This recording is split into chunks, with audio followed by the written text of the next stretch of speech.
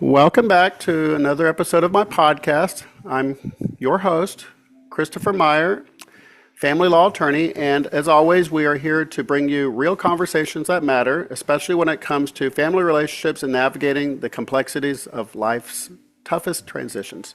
Today, we are diving into a subject that is often overlooked but critically important, which is divorce when you have a child with special needs. Divorce is already an emotionally and legally complex process, but when a child requires extra care, planning, and advocacy, the challenges multiply. For example, a good question might be, how do you navigate co-parenting? What about financial and legal considerations? And most importantly, how do you ensure that your child's needs remain the top priority?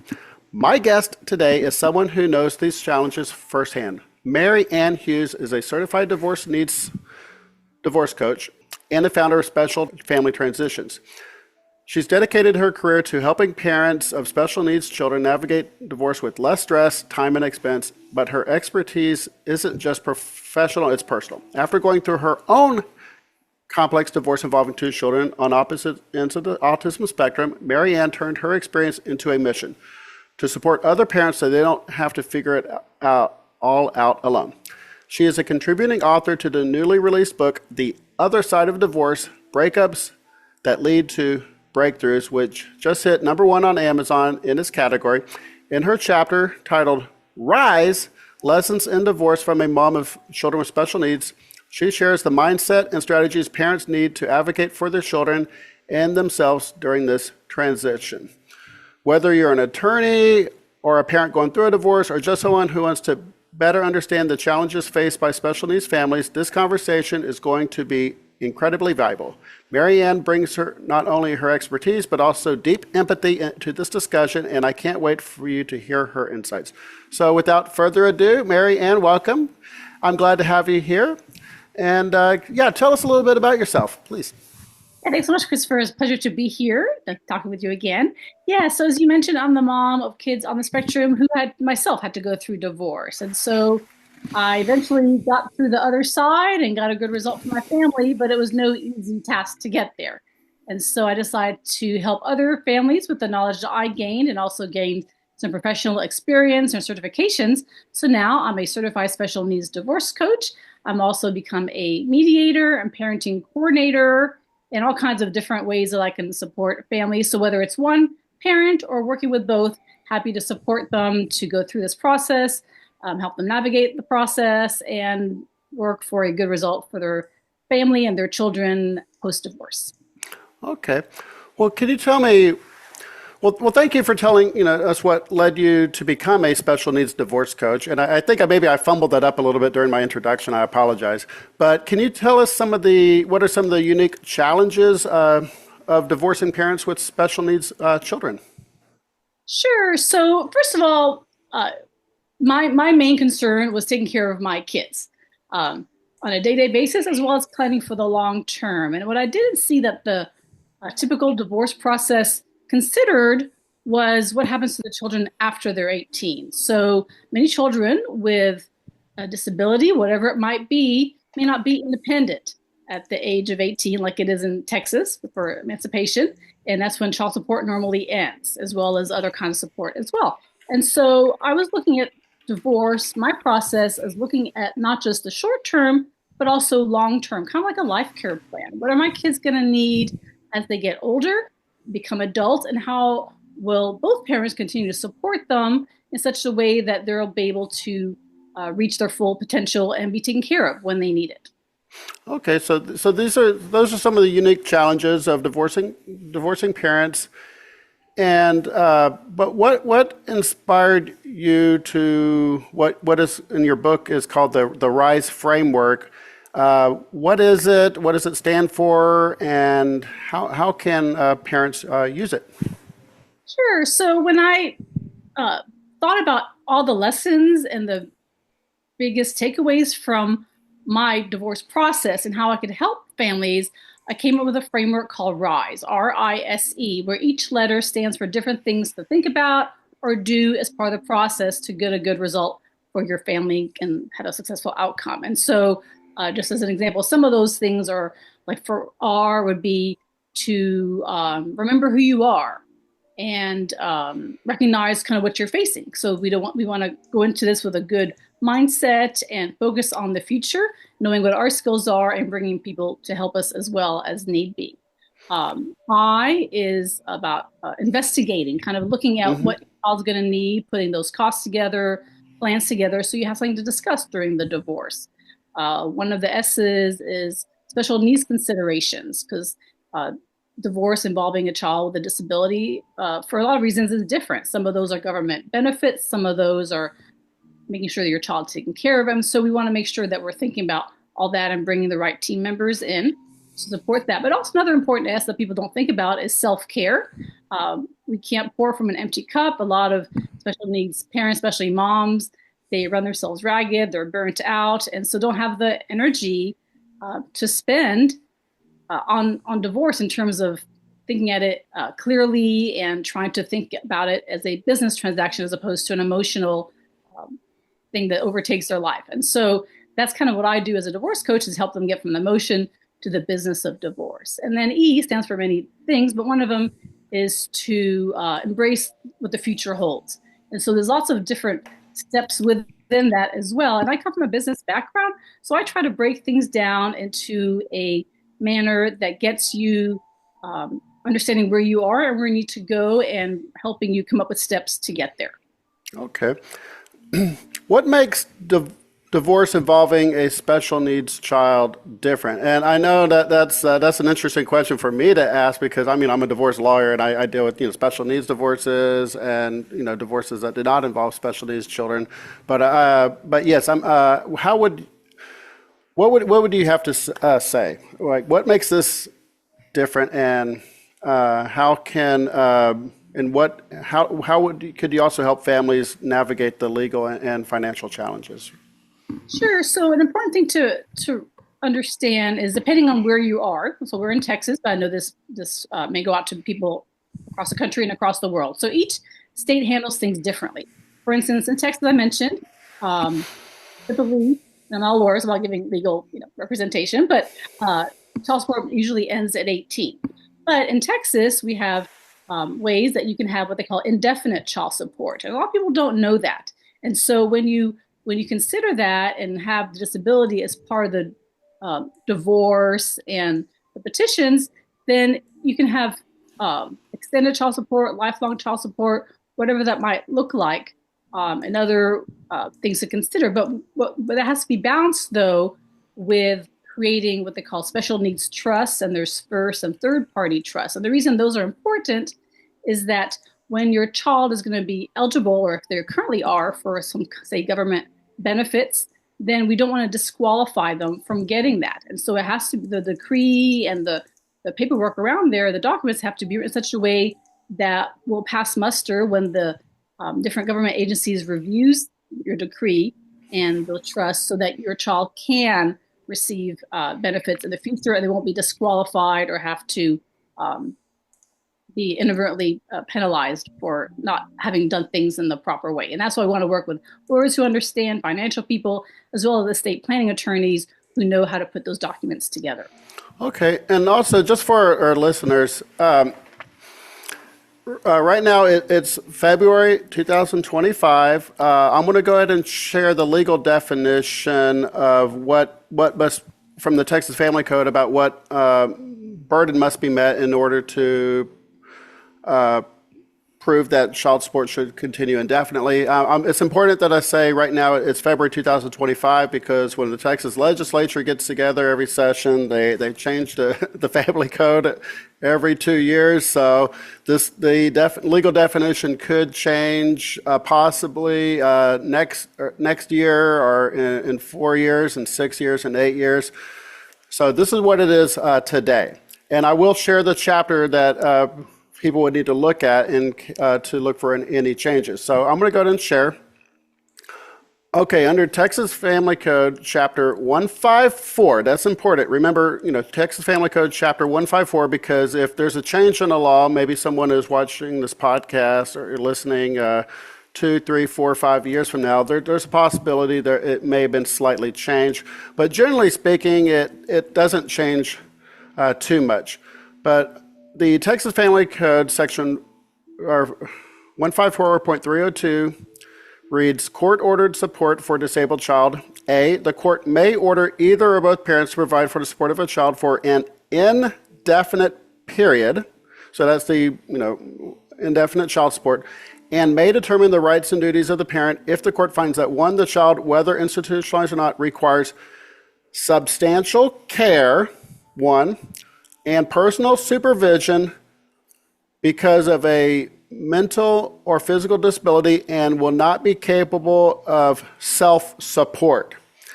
And two, the disability that exists or the cause of disability is known to exist on or before the 18th birthday of the child. So if the child is not special needs and then maybe say something happens when they turn 19, 20, 21, or at any point in time after they're emancipated, they're an adult, then this chapter doesn't apply. It applies to children who had a disability before their 18th birthday and requires that additional self-support.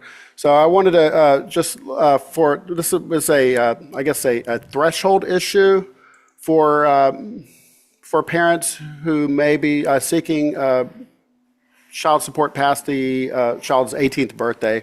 So yeah, it's that whole thing about self-support, but for purposes of support, what type of support do these adult children need? And I know that's a very general question. Yeah, so it can depend, and so the definition and the threshold that you read, some people may debate the level of their child and their child's abilities, and that's where you get a lot of conflict and ongoing discussions and prolonged probably divorce and meaning more time, money, and stress as part of the divorce process as opposed to everyone agreeing. So if everybody can agree the child is disabled, then they can come to an agreement more quickly. However, some people, for whatever reason, may see the child's disability in a different way or have different hopes or expectations. And so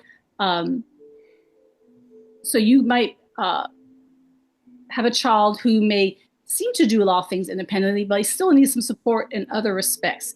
And so that's where you get maybe some mental health professionals and other behavior people and medical professionals. Those reports and expert reports are very important to help make that determination if there is a dispute about the child's disability and whether this should continue. So I just wanted to share that it's not always cut and dry as to what that would be. And so there is room for interpretation and based on the needs and circumstance of that particular child and family. I would like to kind of throw in there, from my perspective as the family law attorney, just kind of a technical rule. We have these things called the Texas Rules of Evidence. It's just how you get expert testimony in. I guess if one parent says the child's not disabled and the other parent says yes they are disabled, then we have an issue. Typically it would be the person who would be the obligor, the paying the child support. They might want to argue that the child is not disabled or not, or maybe they would say yes they are disabled, but they are capable of self-support past their 18th birthday, or they don't require they require care, but maybe not substantial care. And then that's when the lawyers really get involved. We start arguing over the meanings of adjectives, like, okay, they require care, but substantial care, really? And then that becomes an issue. So that's where we bring in the expert witness, maybe a psychiatrist or psychologist, somebody who is an expert in their field. One interesting thing, based on the current rules of evidence, experts have to be designated at least 120 days out from trial. So if this is in dispute and parents are not in agreement and we're going to have to go to court, it's not like you can just grab any expert. You have to be right before trial. You actually have to designate them as an expert witness. There's certain information that needs to be exchanged, And then the other side has to know at least 120 days from trial so they can also have an opportunity to ask the expert, questions and things like that. So I guess the question is like self-support. Are they capable or will they not be capable of self-support past their 18th birthday? And that's where you really come in to help these parents who are navigating this complex legal matter. So it definitely doesn't apply to everyone. But okay, so Now we'll add, yeah. so sometimes it's financially driven, like you said, but sometimes some parents have a different perspective because maybe of where they are, say, in the grief cycle. Some people maybe get stuck in the denial phase of a child's disability because when we go through any kind of loss or change, whether it's divorce, change of job, or even getting a child's diagnosis, it's hard to really fully accept um, the diagnosis and what the child may be able to do or not do in the future. So there's a whole brief cycle. I'm not a mental health professional, but eventually you want to get to the point of acceptance and doing what's right for that child and kind of focusing on what this child needs and how can both parents work together to make sure those child's needs are addressed, whether it's financial, whether it's emotional, whether it's just day-to-day challenges that they face. But what if they don't fully understand these needs? So I guess what advice do you have for co-parenting? Maybe when one parent doesn't fully understand these child's needs. Right. And so we want to hear as much as we can in a non-threatening way. Say, if you're the caregiver parent, maybe the other parent hasn't been involved in the day-to-day. They don't see what happens when the child is melting down or having challenges when the other person may be at work. So there's something called masking where the child maybe shows their best self to the other parent, but may kind of unravel in front of the other parent. And so this is not to say it's universal, but the point is there's different things that each parent will see. And so we want to share the good and the bad, the strategies that work. How does a child best respond to different challenges that they're faced with? So we want to bring both parents up to speed because they're going to spend time with both parents, hopefully. And so we want the child to be safe and secure, as well as have the other parent feel confident in taking care of that child, and the parent who may be the primary caregiver and not used to not having the child, having them feel comfortable that everybody else knows kind of what to do and how to find resources and support when they need it. So as much as we can, we want to share information, maybe share resources, share books, even bring in third-party professionals. If the other parent is not open to hearing it from the ex-spouse, then maybe you bring in a third party for a more neutral type discussion about the child's needs and how to best address them. And I'm happy to be in that role as well, to be a third party neutral and not just be a coach in my other type of role. Do you go between so you can go back and forth between the two parents and try to kind of not be kind of like an unofficial mediator, kind of try to soften things? Sure. So it depends on the role I'm chosen to fill. So if I'm a divorce coach, that's usually going to be with one parent, helping them navigate and helping them through the process. But I can also come in as a neutral, where that's why I've gone through mediation training, even family law mediation, as well as parenting coordination training, where I can be a neutral. I can hear both perspectives and then help them come together to do what's in the best interest of the child. So in that case, I don't pick sides. I'm just kind of here to share information and let the parents kind of choose how they want to proceed. Okay, without revealing any client details or any confidentiality you had with your clients, could you maybe bring up a kind of like real world examples of these challenges parents have when they're in disagreement about special needs adult? Sure. So, for example,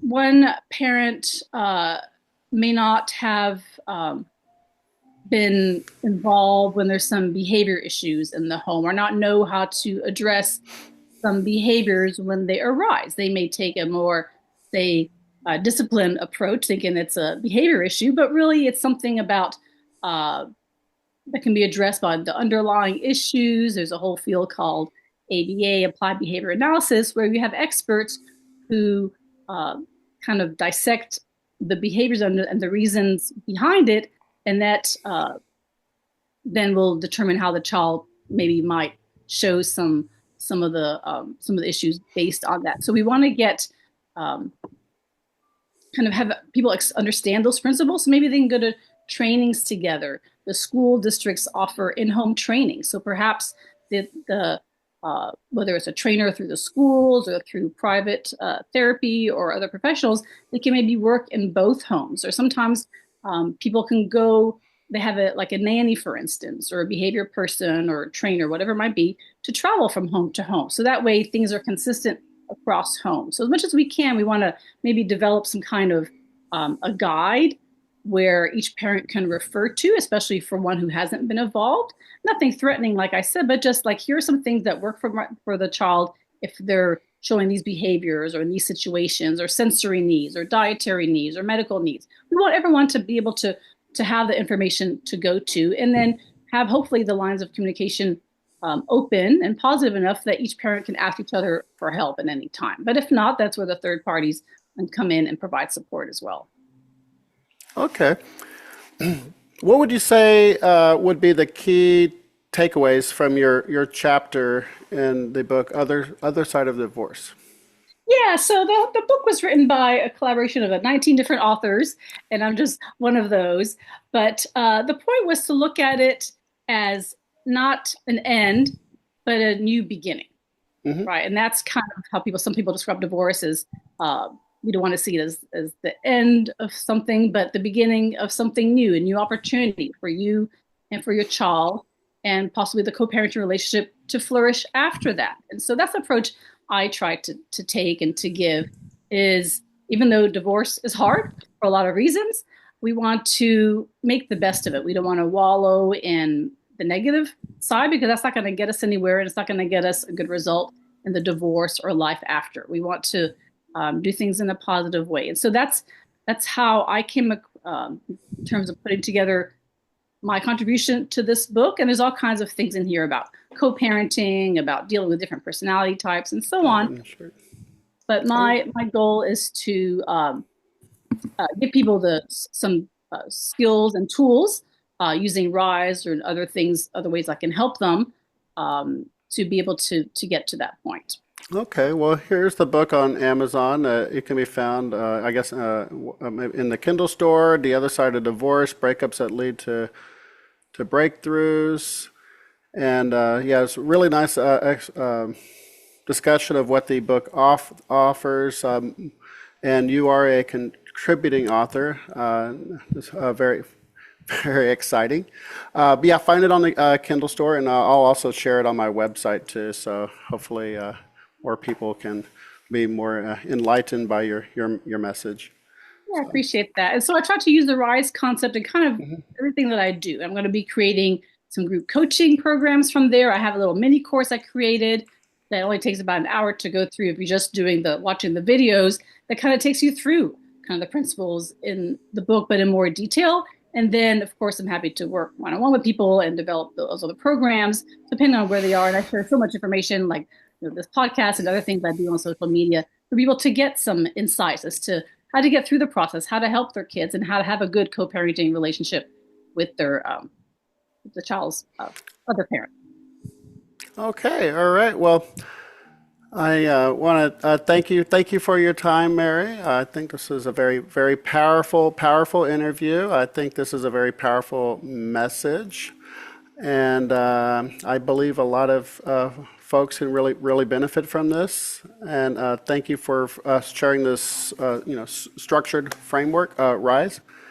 And I'm confident it'll lead to even more discussions. So. I appreciate that. I appreciate your legal insights because definitely people can see it's not an easy process, and you've got to have people like yourself who understand what it takes to get through the process and be represented so that everybody's needs are best addressed during the process. Thank you so much, Mary. Thank you for coming onto my show.